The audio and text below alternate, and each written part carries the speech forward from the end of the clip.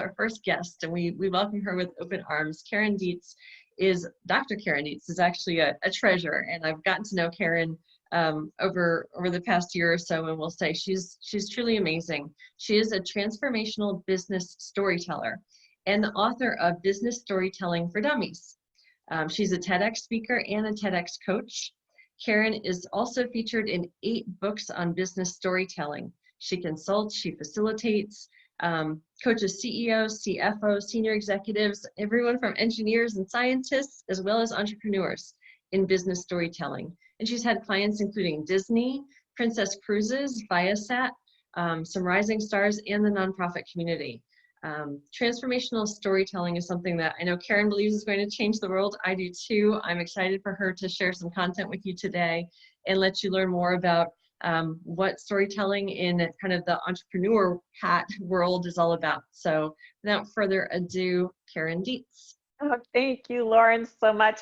And what a great introduction. I'm really all fired up. I've been so excited about spending time with everybody here today. I'm going to share my screen and get the PowerPoint loaded so we can go through what the material is here today. And as Lauren said, you will have this PowerPoint available to you. I'll send that out to Lauren and Christopher as soon as we're done so that they can share that with you. So, hey, today it's all about standout stories and storytelling. It's all about how to use storytelling to grow your business, because Lord knows that's what so many of us are really focused on these days with COVID and all the pivots that we're having to do. So let's get into it so we can learn more about how to do this. And let me click here. Okay, a little bit about the pivot sessions, and which Lauren already talked about, so I don't need to repeat myself today. And here's a little bit more about me. It's all that Lauren said, but there's something more I think that you need to know. And it's sort of like, well, yeah, okay, here's all my credentials, but who the heck is Karen, really? Well, it started out many years ago working on Wall Street as a consultant, as a part of a consulting company. And, you know, I had all this training as a folklorist. That's what my doctorate is in.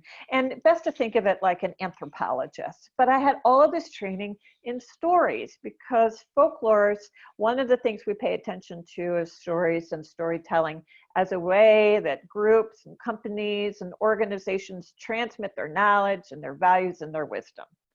One of the things I was doing with clients on Wall Street in the early consulting phases and the assessment phases, I would listen to all the stories that I could around the organization, and I would assess the health of the organization based on the stories that I was hearing or not hearing.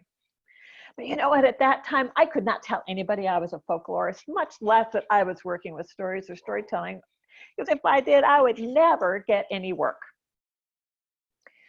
So in the end, I was hiding, and I couldn't be authentic. I wasn't being authentic, and that was really, really frustrating. Until one day, a couple authors who are now really good colleagues of mine, they wrote a couple books on the power of business storytelling, and all of a sudden I started to hear my executives, like before meetings, talking about, oh, you know, we should think about the story we're going to tell, or I wonder what the stories are that are important. Now, there's something else you need to know, is that I was living in San Diego while I was working on Wall Street, and every other week I was back in New York City for an entire week. I did that for 5 years, and I tell you, that needed to stop because it's not sustainable. My husband and I, for 5 years, were dealing with that kind of a relationship. So I took stock. I said, I think it's got to change. You know, I've got all this significant training in stories and storytelling. I've got a PhD. I've been working in business, and I'm at the executive level. So I got okay, I got the perfect trifecta of skills. So, all right, I came out of the closet, started my own consulting business, and never looked back. And my first client in San Diego turned out to be a tech startup. And in pitches and in offering documents, we told the story of their idea and their company. And you know what? Within a few months, we raised their first $1 million of seed money. Since then, I've worked with so many different kinds of companies and leaders, rising stars, entrepreneurs like yourself, former foster youth, survivors of human trafficking, all to raise hundreds of thousands of dollars or grow their companies or inspire others and to change laws. But here's what keeps me going, is that it's the transformation everyone experiences as they tap into the inspiration that's within their own stories, which acts like a magnet for others and accelerates their results. And that's why I do the work that I do. So now you understand a little bit more about me. Let's get into the material that we want to start going through today, because today I want you to learn why stories work and how to craft them, and how to craft them well, right? Once you understand why stories work, then it becomes a lot easier to craft them. I also want you to understand how your stories connect you to people so that they remember you. We're going to identify the 7 signature stories that every single one of you needs to tell and when to use them. And I want you to also discover how to effectively use your stories in marketing and sales. So we good to go? Yeah, put something, yes, no, whatever in the chat box, and we will continue on. All right, so why do we want to do this? Because, and this is from Mike Bosworth, right? He's one of the top selling organizations, sales training organizations in the country. A couple years ago, he did a study. He says 13% of salespeople sell 87% of the business. So he begs the question, well, what are these 13% doing? And what they're doing is they're connecting emotionally with their prospects. And what creates emotional connections? It's stories that create that emotional connection. And once you start unlocking the power of, unlocking the power of your stories, you can be in that 13%. Because if you learn to use your stories, you will avoid, first of all, sounding like everyone else, being in bland land, right? Stories make you unique. These are your stories. No one else can tell your stories about you and your business. And you'll also avoid any kind of confusion that arises about how to talk about yourself and your service or your product. The stories are the richest, most efficient ways we have to immediately create connection, build trust and believability, and move people to action. They convey our vision and our mission and our values, and they actually grow sales and grow business. Because as I said, your stories are unique to you. This is your unique selling proposition. That's how you find your unique selling proposition, is through your stories. And by the way, people buy the relationship, not just the idea or the product or the service, and stories demonstrate your value. But you know what? Having said all of that, so what? I'd rather have you have an experience of how all of this works.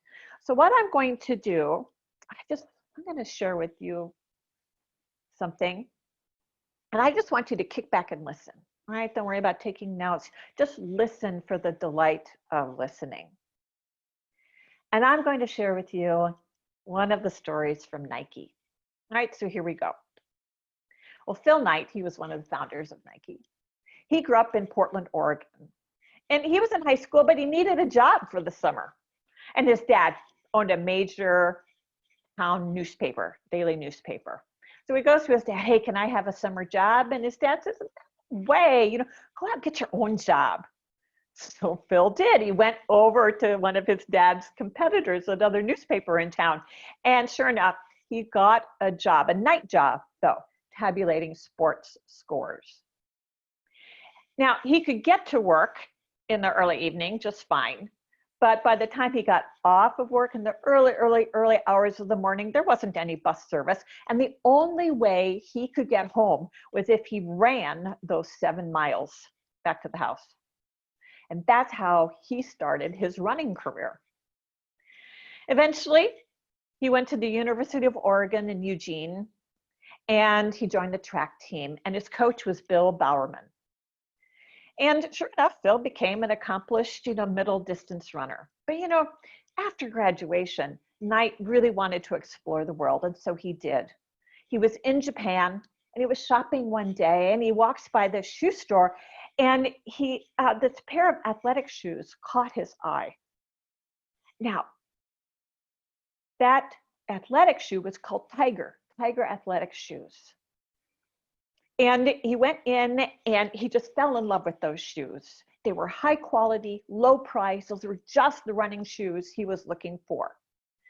But he not only wanted to buy the shoes, he had a bigger idea. He saw a bigger opportunity, and he called the owner right then and there, who amazingly agreed to meet him the next day. By the end of that meeting, Knight had secured all of the distribution rights for the Western US for Tiger shoes. Now he's 24 years old, and now he's got to prove it, right?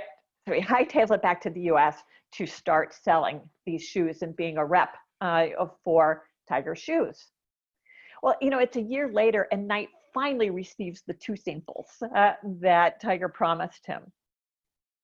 And he took those 2 pairs and he mailed them immediately to his old coach, Bill Bowerman. Now, he was hoping that not only would Bill buy the shoes, but he would also give Phil an endorsement, because Bowerman was hot stuff. Right? He was tearing up the turf in the running world. He was training Olympic athletes, All-American runners and record holders, NCAA champions, all who were running under 4-minute miles. So an endorsement would be a big deal. But to Phil's total surprise, Bowerman called him up and said, yeah, I'm going to buy the shoes. And yeah, I'm going to give you an endorsement. But what I really, really want is I want to become your business partner. What? Why would Bowerman want to do that? Already this incredibly successful coach. Well, because Bill Bowerman was obsessed with shaving weight off of his athletes' running shoes. Every athletic shoe on the market at that time was giving his athletes blisters, cutting down on their times and performance. In addition, Bowerman figured, well, if he could shave off weight in the shoe, his runners could also run faster and longer than anyone else. And if the shoes had better traction, that would increase the runner's speed and endurance. So the 2 became partners, and Bowerman got busy. First innovation was solving the blister problem by making the shoes more comfortable, which was the Nike Cortez. Later, he grabbed his wife's waffle iron, plugged it into his unventilated workshop, got it nice and hot, and then plunked one of those Tiger shoes onto the plate, melting and sizzling the rubber sole and glues into a waffle pattern. Well, that waffle iron died, but the waffle trainer was born. And then Phil, for the next 2 years, sold other Nike shoes and the Tiger shoes all out of the back of his trunk from his car up and down the West Coast at any track meet that he could find. And hey, the rest after that is history. Well, we know Phil is still around, but what happened to Bill? At the age of 88 in 1999, he did pass. His years, though, at Nike really took their toll. Remember that melting rubber, glue, and solvents without any protection that he did over and over and over again? Well, Bill ended up with severe damage, and after a while, he couldn't even walk. Imagine designing shoes you could never walk in, much less run in. But what a legacy he left us. Bill was just passionate about his work despite his handicap. Like you're just as passionate about your work, and I'm just as passionate about my work. And like Bill, I think we all look forward to that passion fueling our contributions and our innovations for many years to come. All right. So let me ask you questions about the story that you just heard, right? So as I was telling the story, let's see if I can bring up the chat box here.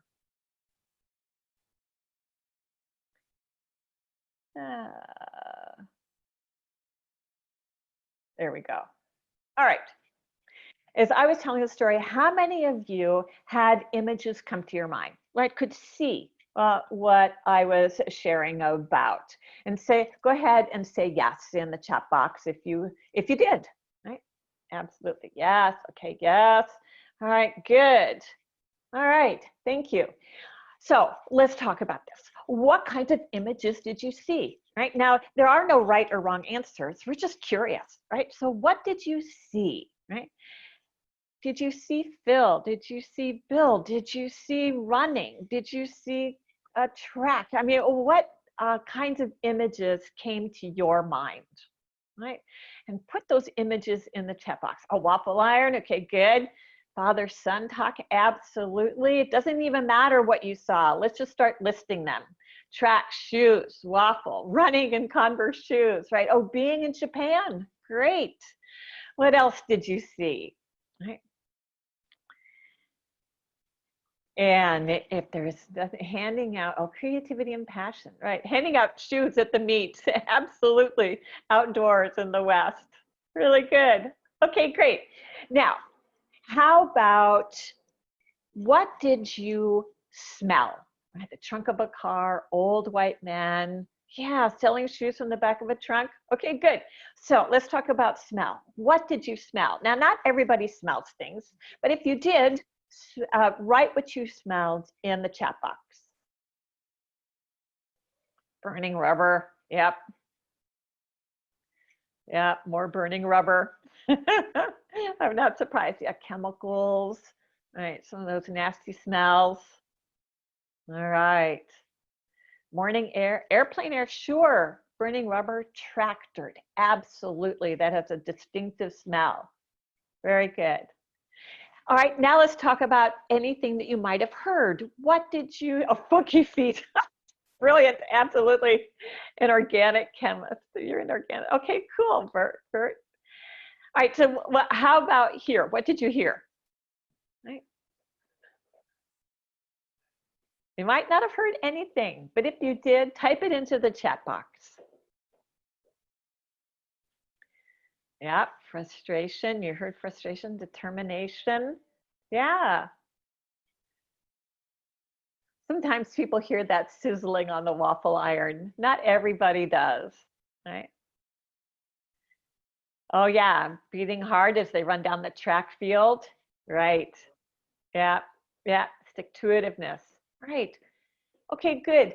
And what I love is that people are already writing some of the emotions they might have felt, right? That stick-to-itiveness, the frustration, the determination, right?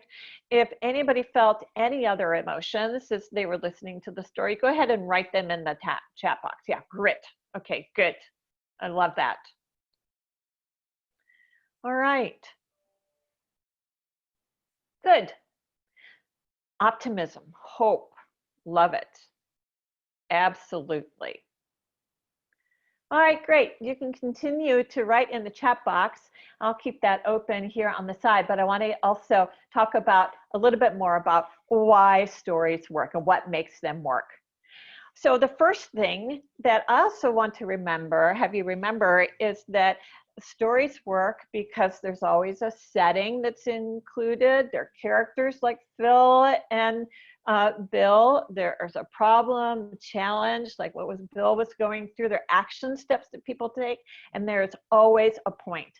Now, I put the point in yellow because as people learn more about storytelling and they listen to the stories that are around them, they realize how few stories people tell actually have a point. And without a point, there really isn't much of a story to share. So I'm going to make a big point about making a point, right? But here's what else we know about what makes stories work, is that not only as I was telling the story were you seeing images in your mind, you were smelling things, you were tasting things maybe, you might have felt, you know, the air, right, as you were running down the track. You felt certain emotions. You were anticipating what's coming next. But interestingly enough, you know, people had different answers for what they saw, smelled, felt, Because what's happening is that you are tapping into your own memories and your own personal experiences to fill in the details. I didn't tell you what the track looked like. I didn't tell you what the shoes looked like. I didn't describe Bill's workshop for you. I just triggered your senses and you filled in the details, right? So each person is filling in the details on their own. Now, scientists have shown, they've done studies about this, and they've discovered that the time it takes for the listener's brain and the teller's brain to sync up and connect is 1 to 2 seconds. And the more the senses are triggered, the deeper the comprehension is of the story. So once I trigger your imagination, you are there and you are with me within 1 to 2 seconds. So that's why I say storytelling creates such powerful connections, right? Others, neuroscientists, they describe storytelling as little computer simulations, right, that are running on the brain. And when we're going to talk another minute about the kinds of stories you need to tell and what happens to people when you're telling those stories. So I'm going to stop here and check in with Lauren and see how we're doing. Do we have any questions yet? I think you're doing great so far, Karen. Thanks for checking in. Okay. And thanks for the folks who just recently joined us. Karen just told us the story of Nike, which we were listening in on. So that's for those of you who were a little confused when you joined, that was Nike. That's right, because we were all focused on what's the experience of a story, right? Because I could tell you about storytelling, but I'd rather have you have an experience of a story so you understand why it works, and it starts giving you ideas about how you can think about your stories and craft your stories. So let's continue on, because I want you to remember, right? Why stories are so powerful is because no one ever marched on Washington because of charts, graphs, or bullet points, right? So stories become the main vehicle that we convey who we are and what our business is about and what our products and services can do for people. So what does this mean for business? Well, as we said, stories connect you immediately with the people that you're sharing stories with. Then there's no powerful form of connecting than stories of storytelling. But stories spark stories in other people, right? So part of learning about stories is, yes, I'm going to share a story and it probably will spark a story in you that you're going to want to tell me in return. It's a perfect way to work with customers and to gather stories from customers, because your story may spark a story in them that they want to share with you. So stories can be really important for learning more about customers. Stories travel. What I mean by that is, as you share stories, right, people will retell those stories out of your presence. Here's a good example. I was doing a workshop, and I was encouraging people in the workshop to tell their origin story, how they started their business, how it got started, and to do that at the next networking event that they were at. Like, when somebody says, tell me about your business, don't say, oh, I do X for, Y, right?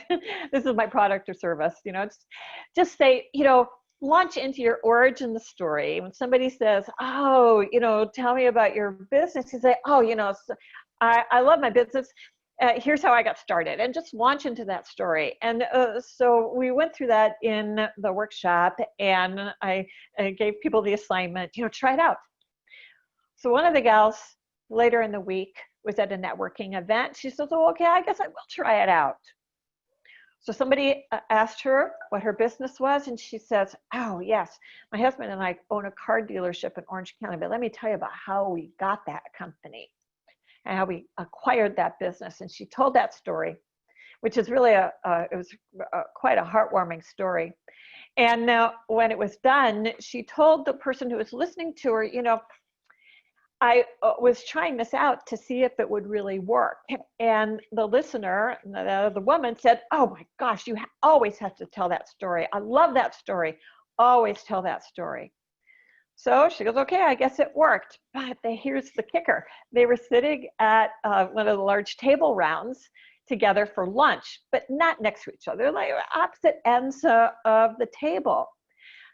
But the gal who told the story ended up overhearing the woman she told that story to. Sometime during lunch, that woman who she told the story to had turned to the person next to her and was retelling the story of how that person and her husband acquired that car dealership. So it was happening sort of almost outside of that person's presence. And that's why I mean stories travel. You always want to give your customers and prospects stories that they can tell about you, right? Because that's a highest form of leverage you have. This is called word of mouth marketing, by the way. And then I said earlier, stories are little simulations that kind of running on your brain, right? As you're remembering the story and then retelling it. So I bet you want to know, so what are the stories I need to tell, right, in order to grow my business? So there are actually 7 signature stories. And this is your origin story, how you got started. And this is where you'll find your unique selling proposition. What makes you unique from every single one of your competitors? You have people and results stories. I call these PR stories. These are stories of clients or staff or vendors. This is how they stepped in, saved the day, did something extraordinary. And because of what they did, right, someone else, a client, someone else in the world was able to accomplish something really amazing. Right? And this is, these are called third-party stories. In sales, these are the stories that have the most amount of impact and leverage, and they build a lot of trust. And when I said that stories run like little mini simulations in your brain, your people and results stories do, because as people are hearing the story of a client, right, and a success that you had with the client, they're actually imagining what that is like, right? That they could be that client, right? What they're imagining, what working with you or using your product or service would be like. And so that's why I say it runs like a little computer simulation on the brain. There's values and action stories. This is how you walk the talk, right? And these stories build trust. There are product and service stories. These are the backstories. Again, another way to express your unique selling proposition, because your product and service is unique from everyone else.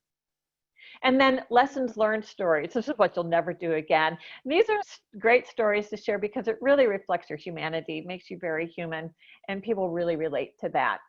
There's the why I story, which, you know, what keeps you going when the chips are down? These kinds of stories build dependability and trust, and people always want to know, well, why did you get started? Why you, right?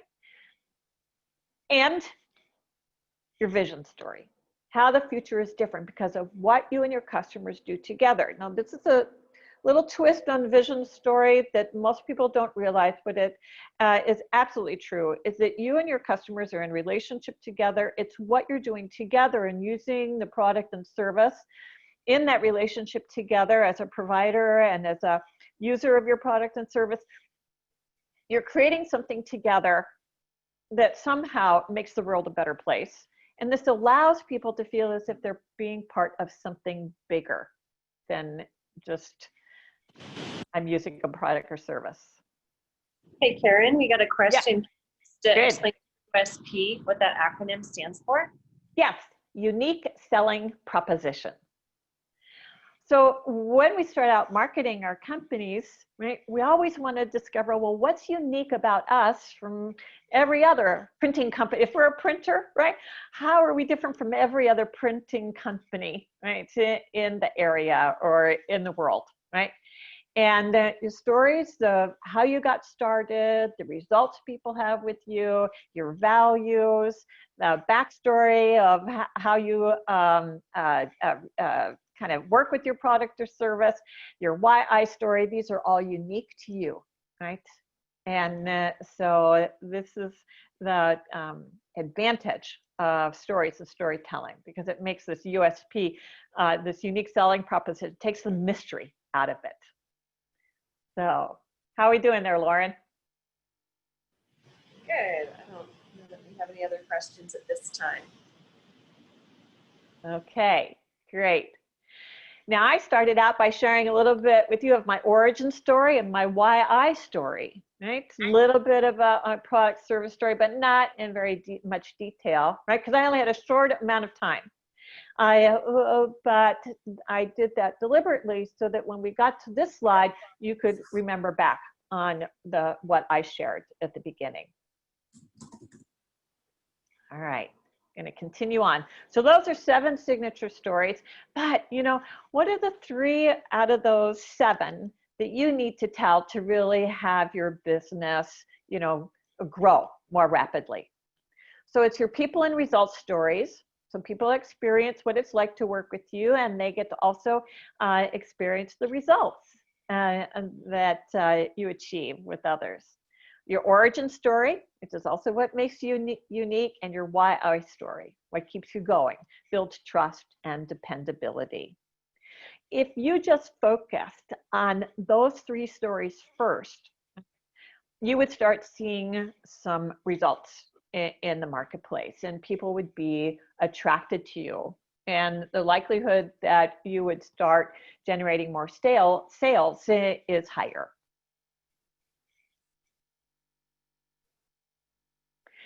Now, here we are in the midst of our pandemic. And so how does all of this connect with what's going on today? Well, first of all, people who you might want to be selling your product or service to, either current clients or new clients, they want reassurance. They want reassurance that you're there for them, you can help them, that investing with you is a good idea. They want you to be helpful in any way you can. So sales is turning into help. How can I help you? People also want to know your actions. What actions are you taking today? And with pivots, with the health and care and concern of the people that you're interacting with. What actions are you taking around your product or your service that might be unique because of the pandemic? How are you dealing with customers these days? What kinds of customers? Like for me, I have new customers, and people are coming to me with unique needs that I've never even thought of before, but they approach me and saying, Karen, can you help us with this? And it's like, well, absolutely, because I have all the skills. I just didn't think, right, that what they were asking for was something that was really marketable, but it turns out it is. So I'm learning in my own pivots, right? And then what actions are you taking with staff and vendors, to help everybody along? And then everything that we need, that all of our communication that we're doing today needs to be humanized, right? We're sharing stories of real people overcoming real specific obstacles, right? So those are some tips for today. So what's next? Right? Well, the first next step to take is to start crafting your first story. And just choose one. Choose a people and results story. If you don't have clients yet with some people and results, you can maybe find people and results stories from others who are in your marketplace, right? And what's happened for them. There's your origin story, what makes you unique, and your why I story that also makes you unique. So just pick one and get started. And here's a template that you can use. All right, I'm going to tell you the secret to crafting a great story. And it's not starting at the beginning. It's starting at the end. It's like, what's the point you want to make by the time you're done sharing your story? What's that key message? What final thought do you want to leave with someone? Now, if you can think of a story that you want to share, maybe it's your origin story, maybe it's your why I story, maybe it's a people and results story. What's the key message you want to leave somebody with by the time you end your story? Right. In the Nike story I shared with you, it was about Bill being just as passionate about his work despite his handicap. Much like you and I are just as passionate about the work that we do. And like Bill, we all look forward having our passion fuel our contributions and innovations for many years to come. So that's the key message, right? So start with the key message, and then it makes crafting the rest of the story so much easier because you'll know exactly what details to include that will allow you to get to that key message. So start with the key message, figure that out, and then go back to the beginning, the setting, who, where, when, what's the problem? What action steps did you take to resolve the problem or overcome the challenge? What results happened, right?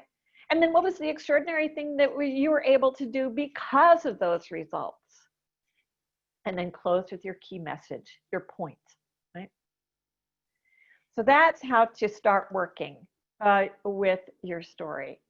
And when you start with your key message, I'll tell you, all great storytellers. I've been trained by platform performance storytellers that ranked at the national level, and all different kinds of business storytellers. I tell you, we all start with the key message first. It makes everything so much easier. So I'm going to stop there. I'm going to ask, what questions do you have? What's coming up for you at this point? What do you want to know more about? What are you curious about? And feel free to go off mute to ask Karen directly, or I'll take a look at the chat in case anyone wants to just type their questions in there for Karen. Anything you're thinking about or have comments on in looking at outlining your first story? And yeah, for Karen. Go for it. Go for it. So Karen, my question is, obviously for a story, like it really, really needs to sound authentic.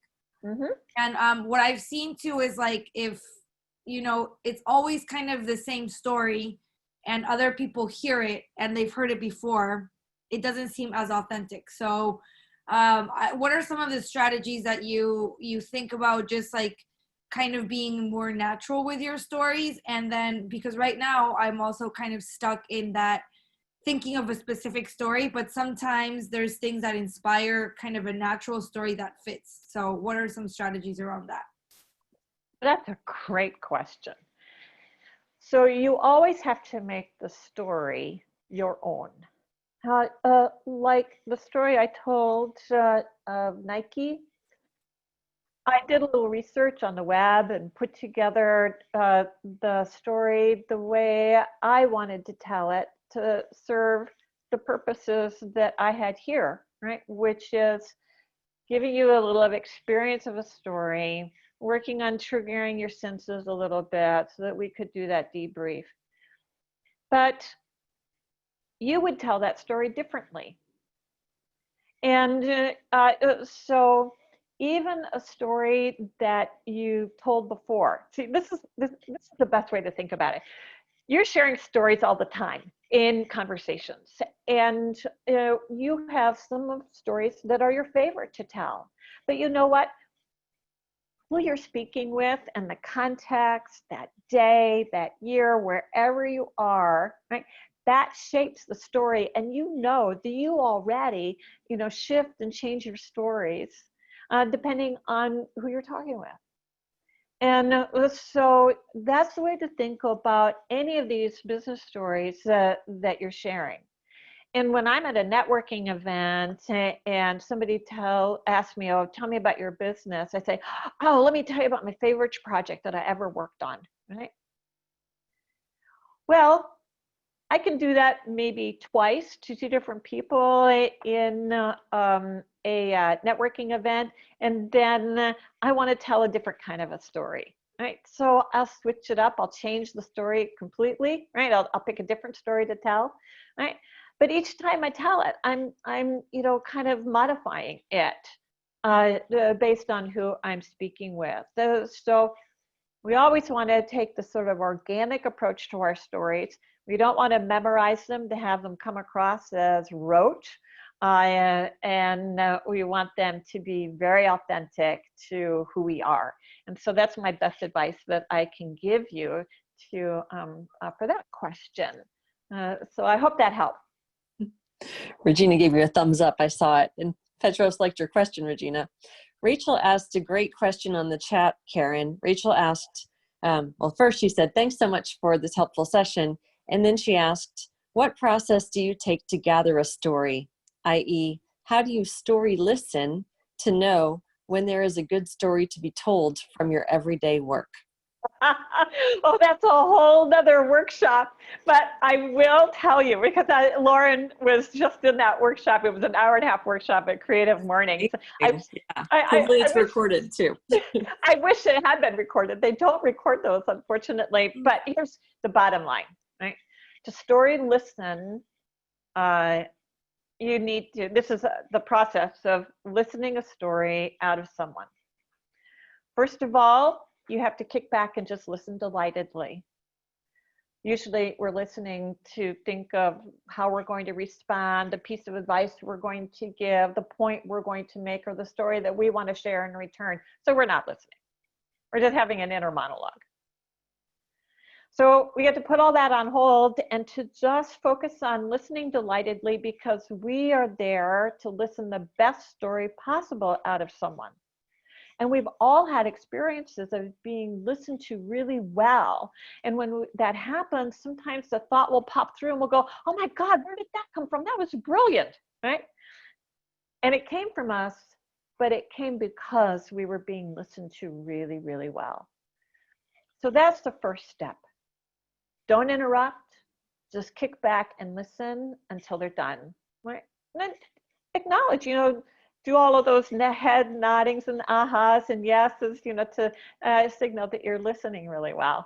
And then the next part of it is to ask a few reflective questions like, oh, what did that mean to you? Or what do you like about that story? Or what decision did you make based on that, right? These are questions that help all of us learn more about the experience that that person just shared with you. And then the last step is you offer appreciation. So you just tell people all the things that you loved about what they just shared with you. And then you shut up. And you let things take their natural course. Right? So here's what happened when one of my clients did that. She's an executive director of a national nonprofit. Every year, she gets together with one of her funders. They have lunch together. Every year, she tells him, oh, the $10,000 that you donated last year, this is what we did with it. Here's who it helped. Here are the results, right? And by the end of the lunch, right, he gives her another check for $10,000.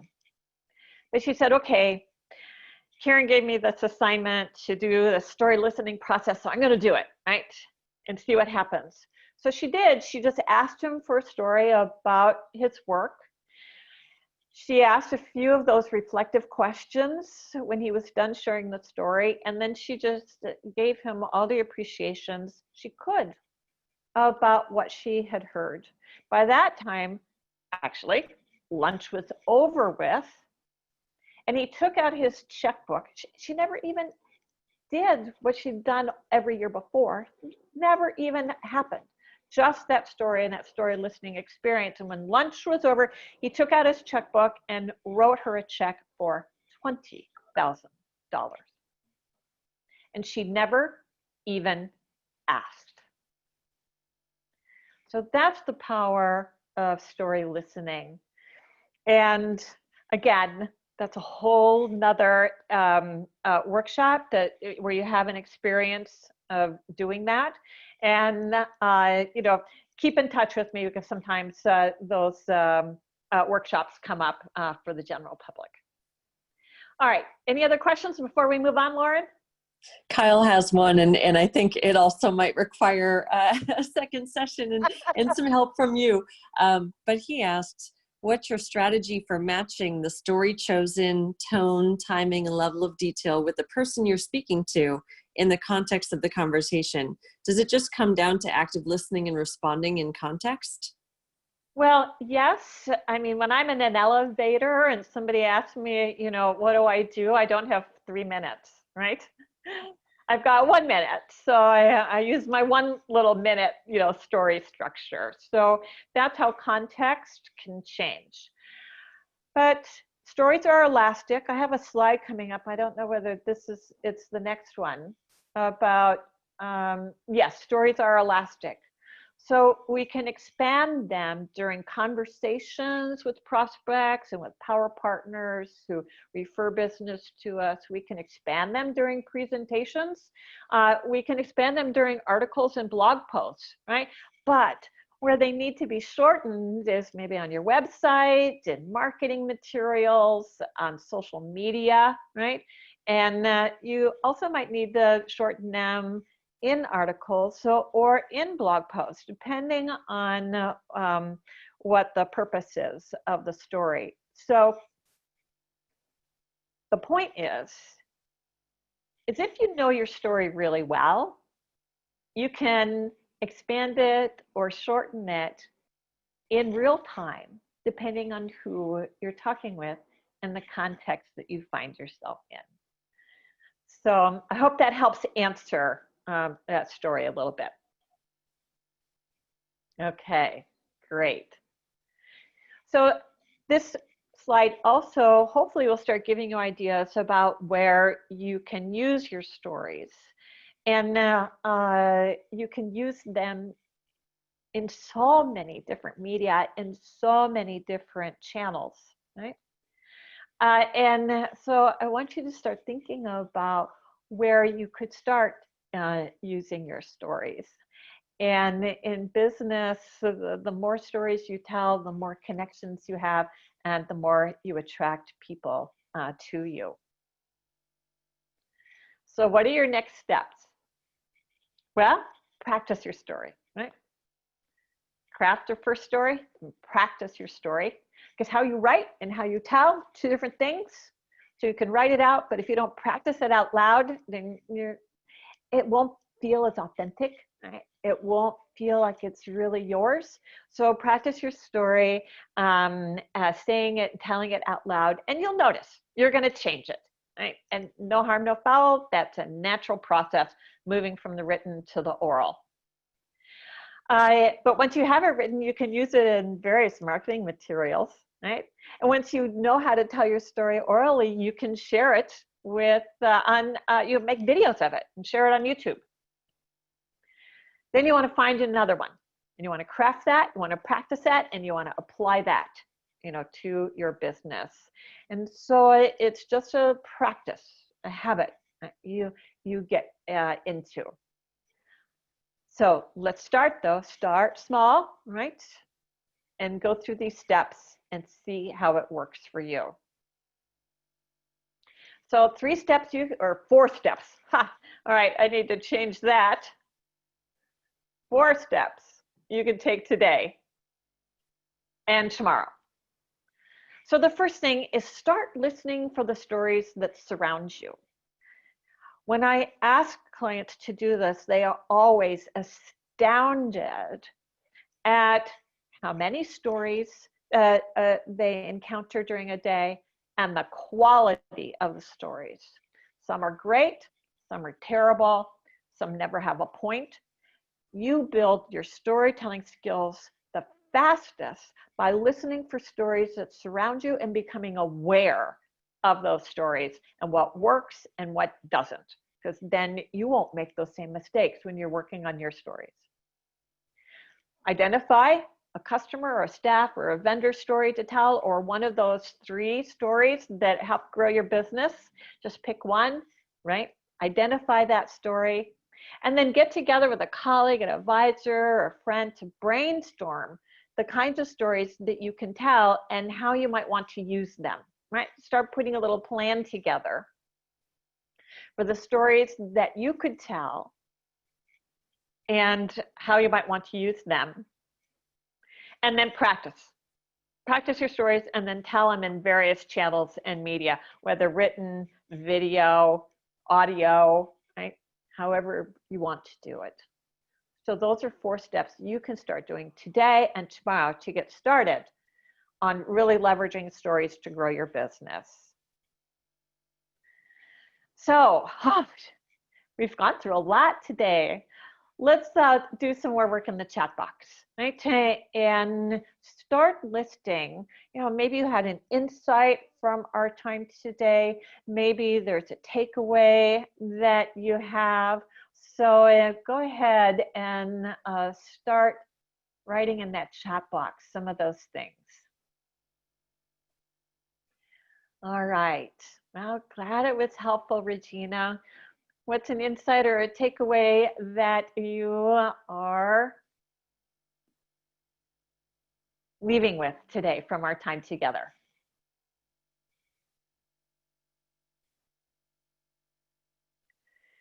To do a story listening session. Yes. With other entrepreneurs. Yeah, so you work on your origin story. Now, stories are elastic. Yes. Listen for them and apply them in different situations. Yes, be flexible with them. All right. Any other takeaways? It's my story. But listen, yes, so true. Yeah, story listening. Story listening is so powerful.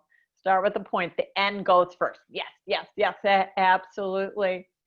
And yeah, when I work with companies, we discover that, hey, 60 to 80% of our time needs to be in story listening as opposed to telling.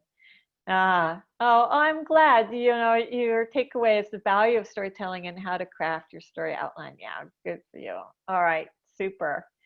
So I'm going to go ahead and make sure if there are any other questions, then let's go ahead and get those in the chat box or raise your hands so we can ask them. And as we close up, I want to say here, you can continue to write the questions if you want in the chat box. Here's some additional books and resources for you. My book, Business Storytelling for Dummies. I also have a curation site, and that's the link to it. It's the largest free library of articles on business storytelling for you to use. I've weeded out all the junk. It's only high quality articles for you. And then if you want to sign up for my newsletter to get news and announcements, then I'd love to have you part of the list. And the last thing is what's next coming up for pivot sessions. And we've got a leadership pivot for rebels and renegades. I want to do that one. And yeah, I think Kurt's even on here today listening into you, Karen. So great. I love it. Storytelling. But yeah, Kurt's going to be doing our session next Tuesday, same time, same channel. So 10 a.m. Next Tuesday. And then Paul, one of our other Brink advisors, will be talking about the shift in investing and communicating, even as your company, thinking about the stories you tell directionally about your company to an investor. Love it. I love it. Perfect. Good segues for what we did today. And if you need to reach me, here's how to reach me, and stay in touch. And if questions pop up for you, even after our session closes, that's great. Lauren, I want to check in with you one last time to see if anybody has any thoughts, questions, anything that they want to share. You just got a lot of gratitude, Karen. People are really thankful for your time and energy putting this together today. And at the Brink, we want to thank you for being our first guest speaker. We're so glad to have you, and just a fantastic job. Lots of great takeaways. So thanks. Thank you so much. All right. I think we're at the top of the hour. 1 more minute to go before the official close. Thank you all so much for your time and attention. It was great being with you today. Thanks, everybody. Have a great day ahead. All right. Story on, everybody.